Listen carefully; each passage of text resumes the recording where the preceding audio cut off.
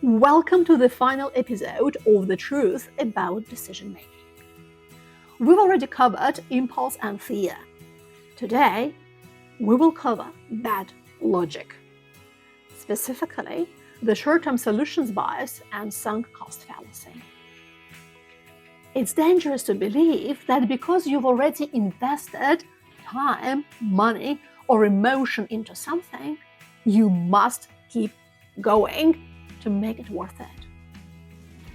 This is how gamblers lose their houses, and it's how empires lose their way. And here, it starts with a mystery from the 16th century.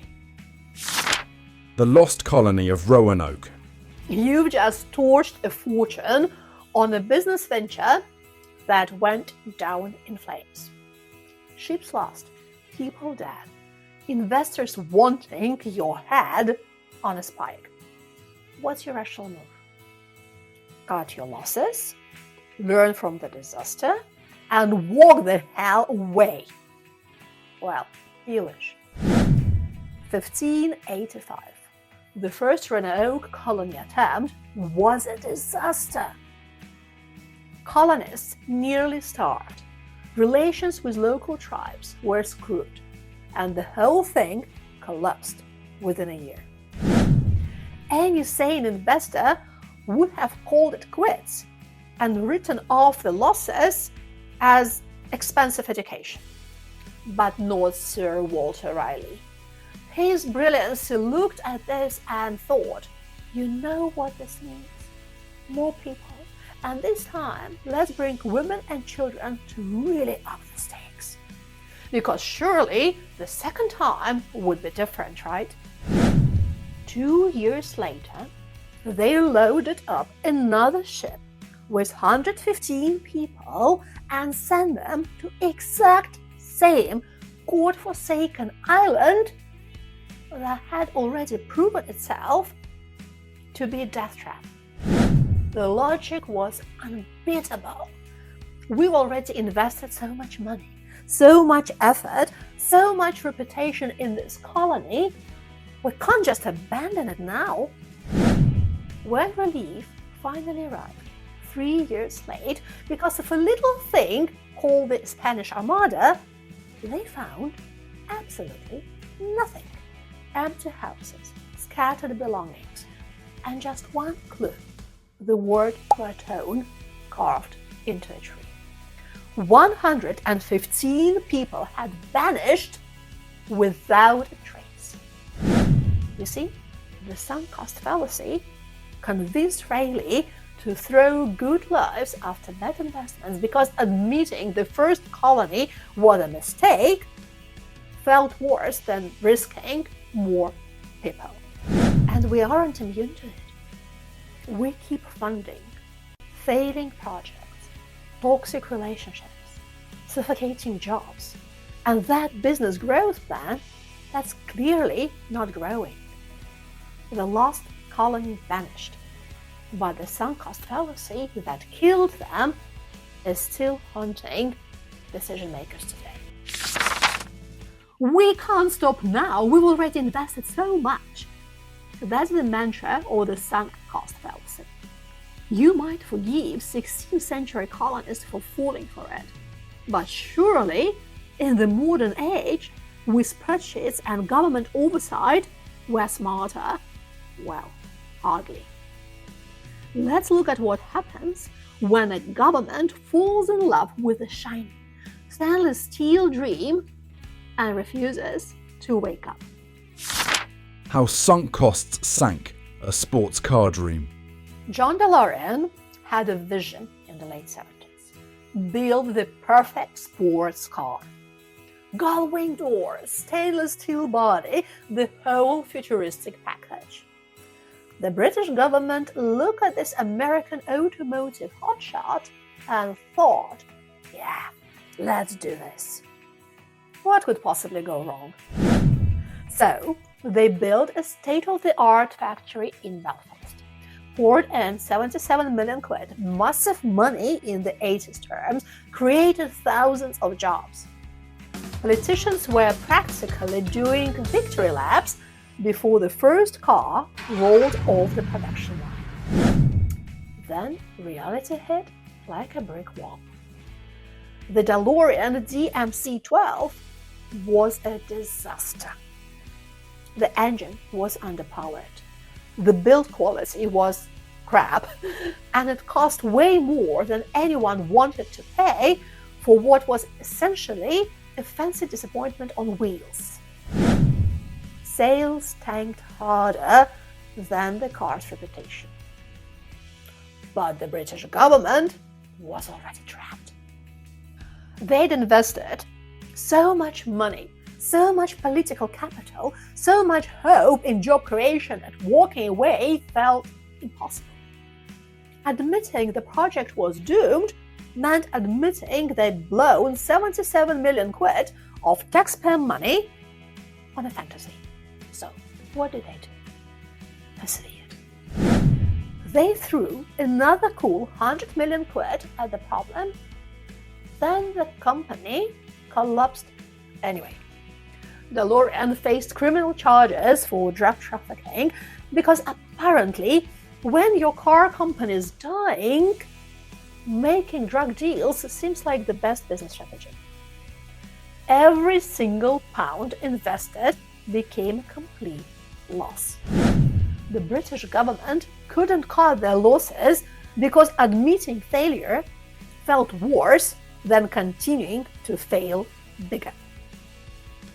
If they'd cut their losses early, they could have saved millions and probably built something that actually works. Instead, they threw good money after bad, hoping to justify what was already gone. The DeLorean became famous for exactly one thing: appearing in Back to the Future as a time machine. The only way that car ever worked was in science fiction. The DeLorean was a financial disaster caused by refusing to pivot. But there is another kind of logical trap called short-termism. This is when we try to solve a complex problem with a quick fix without thinking about the second or third order consequences. This is what happens when you try to hack nature without reading the instruction manual first. Cane toad disaster. It's 1935, and Australian farmers are watching the beetles demolish their sugarcane crops. Farmers staring at their crops like generals watching Rome burn. Then some genius has an eureka moment. Hey, what if we just import some toads from Hawaii? They eat beetles, right? The logic was beautiful in its stupidity. Toads eat beetles. We've got too many beetles. Import toads, problem solved. Everyone goes home happy. They even ran tests. And by tests, I mean they watched some toads eat some beetles for a few months and called it science. So, they shipped 102 Hawaiian toads to Queensland. The early reports, fantastic. Farmers happy. Officials celebrating their innovative thinking. Nature, however, had other plans. These toads, they weren't interested in reading the job description. No natural predators meant paradise. Native species meant five-star dining. And their reproductive enthusiasm, let's just say they took multiply as a personal challenge. Those 102 toads turned into millions. And here is the beautiful irony. They ate everything except these freaking beetles. Turn out, toads can't jump high enough to reach the beetle colonies living in the upper cane stalks. Nobody thought to check that minor detail. Result? An ecological shitstorm that's still expanding today. Australia now spends millions every year trying to control a problem that was supposed to solve itself. This isn't really about toads, it's about how our brains are absolutely shit in thinking beyond next Tuesday. When pressure builds, we grab the first solution that promises immediate relief, completely blind to the fact that we might be creating something 10 times worse. Staring at dying crops, the farmers chose the solution that looked like it would work right now, not the one that would actually work long term. Actually, the same shit happened in India, being colonized by poisonous snakes. So the question is whether you can spot the ecological disaster before it starts hopping across your entire life. When it comes to short-termism, the cure really is worse than the disease. From toads to cars to colonies, it's all the same error. We want the result now, and we refuse to cut our losses. We try to cheat the system. And nothing illustrates this greed and short-sightedness better than the fable we all heard as children. We think it's just a fairy tale, but it is actually the perfect metaphor for modern corporate and personal destruction. How today destroys tomorrow. There is this farmer, right? Lucky guy owns a goose that craps out golden eggs. Every single morning. One golden egg guaranteed, like clockwork. Guys basically won the lottery. But instead of being grateful, he's sitting there doing farmer math and getting pissed off. So, this goose is literally printing money. One gold egg per day. Steady income. No risk, no overhead. The farmer and his wife are getting wealthy, but apparently not fast enough. So he starts obsessing. Why am I waiting around for one measly egg? There got to be freaking treasure chests inside this bird. If I cut her open, I'll get all the gold at once. Classic human brilliance right there. So he kills the goose, cuts her open with all the excitement of a kid opening Christmas presents, and finds absolutely nothing. Just regular goose guts. No treasure, no gold mine, no jackpot. Just one very dead goose and 0 future eggs. Our impatient hero just traded a guaranteed income stream for Sunday dinner. This isn't just about some farmer's lack of strategy. It's about how our brains are absolutely terrible at valuing steady, boring success over shiny, immediate payoffs. We see the golden egg and completely ignore the goose that makes it possible.